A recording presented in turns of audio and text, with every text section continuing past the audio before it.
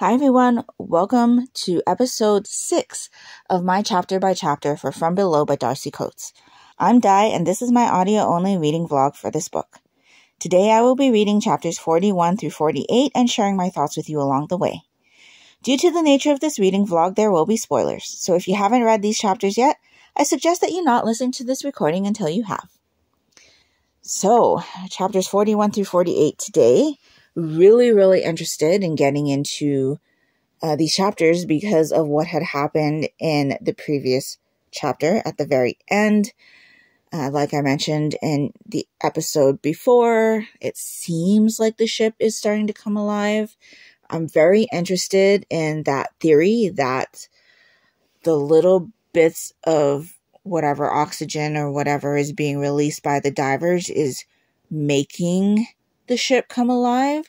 That definitely is an interesting thought, and I'm hoping that that gets expanded upon during these chapters, and so I'm very interested to continue. So I'm going to go ahead and read chapter 41 right now, and I will be back with you in a bit.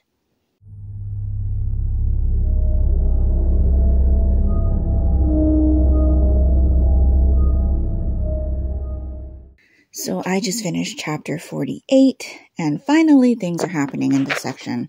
This is what I wanted from the book, from like closer to the beginning.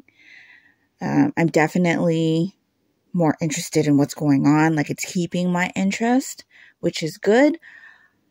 But I don't know, I really think that this book would have worked better for me if all of this had happened in one dive at the beginning, and then we got a good picture of what was going on and things like that, instead of dragging it out and waiting until the third dive and not really have anything happen until then. So I'm really enjoying what's going on right now. It's definitely nail biting.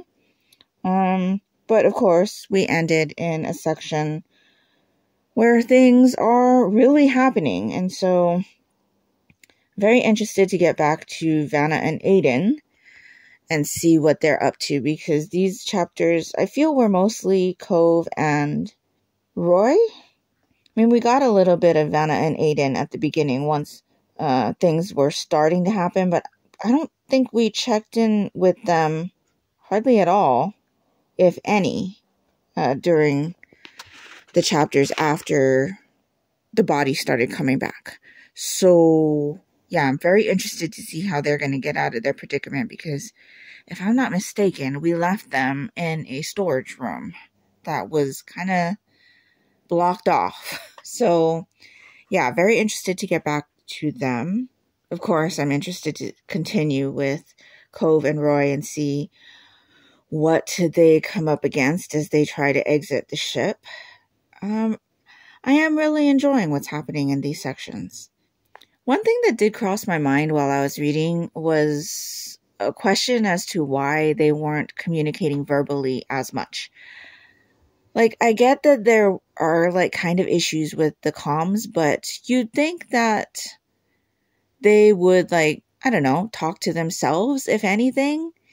Even when the body started coming back and there was like definite movement, you'd think there'd be some kind of verbal something. I mean, whether that be an oh my gosh or watch out or something like that. Whenever they came across the bodies, it just seemed like they were thinking to themselves and not really verbally communicating. Was that because they're trying to conserve air? I don't know. Like, are you thinking enough to think to conserve air when you're in a situation that, like, kind of unbelievable? It's not something that you'd normally think would happen.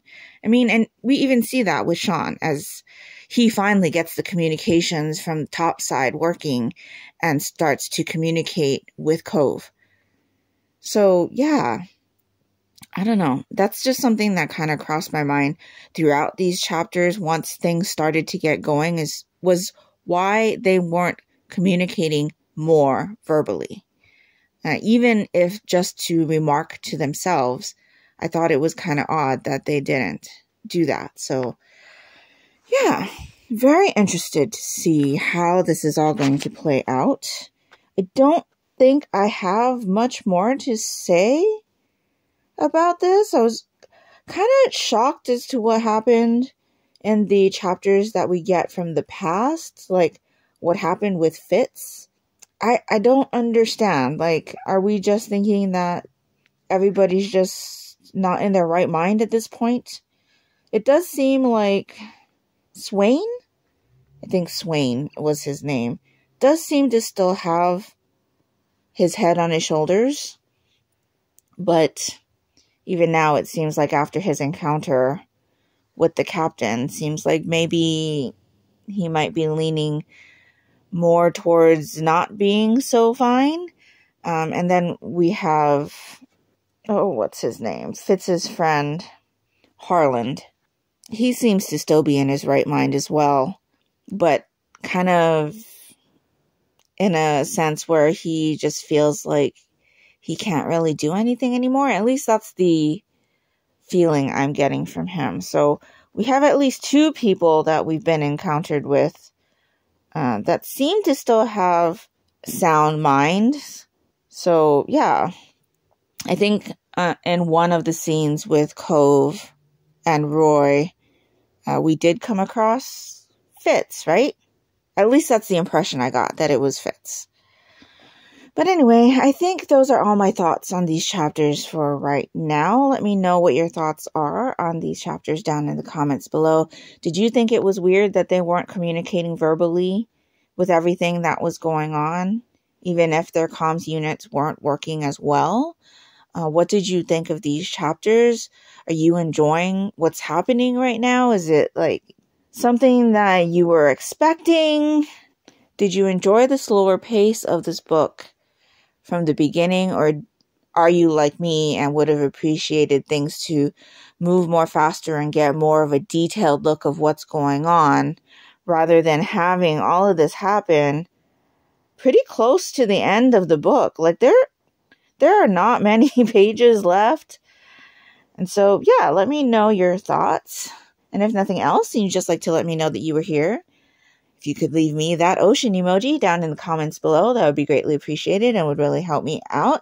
And that will do it for me today. So tomorrow, I will be reading chapters 49 through 56 and sharing my thoughts with you on those.